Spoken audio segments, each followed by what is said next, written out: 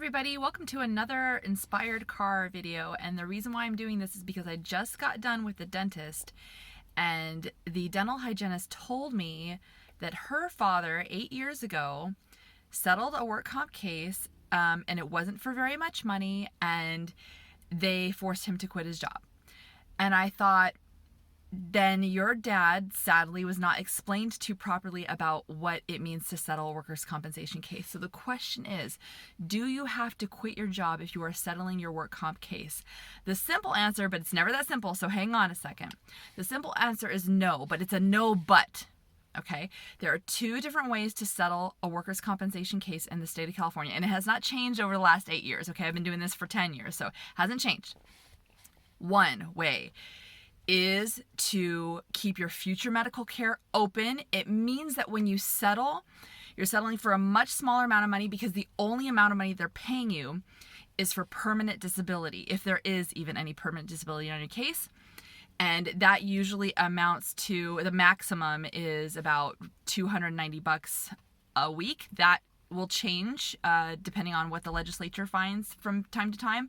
But right now, that's what it is. And so you can get paid bi-weekly, and that would be, what is that? It's like $580, I think, if I'm doing the math right, but who knows? Anyway, so here you're at whatever it is, $290 times 2. And you want to, get those payments until your full amount of permanent disability is paid out. So you're going to get paid bi-weekly until that runs out. But your future medical care on the accepted body parts, that does not run out. However, the crappy thing so on one hand, the great thing is that you have your open future medical care for life on those body parts. But the crappy thing is that every time your doctor wants to treat, you're stuck in the workers' compensation system, and they have to do a request for authorization, and then that goes through the insurance company, and they get to decide what you do for your medical, whether they're going to deny it, accept it, whatever, and it's a freaking pain in the butt. But technically, it's open. You do not have to quit your job at all whatsoever if you settle that way. However, if you settle the second way, which is a compromise and release, that means your future medical, this is for almost all compromises and releases, your future medical is closed out. That means they pay you a lump sum. So you're selling out and they're buying out. Okay, a lump sum that includes your permanent disability and your future medical treatment, and usually any other freaking crap that you can throw in the barrel. They want to be done with you, you want to be done with them. The good news about that is that you get the money up front. It means that it's divisible. If something happens to you, like, your heirs can inherit it, whatever. It also means that you have more control over your medical treatment, because every time the doctor wants you to do something, then you can decide if you want to do it. Bad part is that means you have to pay for it because it's closed out. Now, most employers, about quitting, okay, or resigning, whatever, most employers, there are very few exceptions, if you settle via compromise and release, what they do in exchange is they want a voluntary resignation. But there are times, and here's the thing, what I'm learning, and this poor gal's dad's lawyer did not explain this to him. This is crap.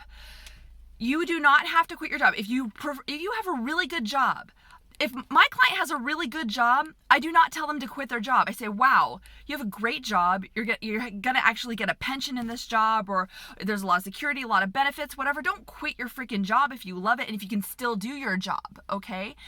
But what I'll say is, it just means the settlement's going to be less, but is that going to be worth losing a really great job? Maybe not. It's up to you or the client ultimately to make that decision. But you need to know that these are options, okay? So if you want to keep your job, you just settle the first way. It's called a STIP, for short. That is short for a stipulated award.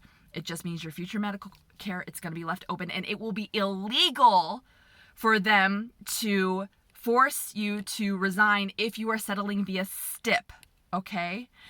But for a compromise and release, it's something that a lot of employers do require, and it's not illegal because it happens all the time, although it does feel very, very not right. But that's what happens in the trenches. And it's because if you want to keep your job, you can keep your job if you settle via stipulated award. So those are the pros and cons of the different types of settlement. And this should let you know whether you need to quit your job or not. So the short answer is no, you technically don't have to, but it means you're settling usually in almost all circumstances in the first way. Okay? Stipend award, open future medical, don't have to quit. Compromise and release, usually they require resignation, and you have closed medical. Everything's closed out, you get a lump sum. I hope this makes sense. Give this video a thumbs up, provide you with a lot of information because I love you, and I appreciate the encouragement, and I will see you in the next one. If you have a comment or a question below, you know it. Thumbs up, subscribe, I'll bring you more. All right, bye.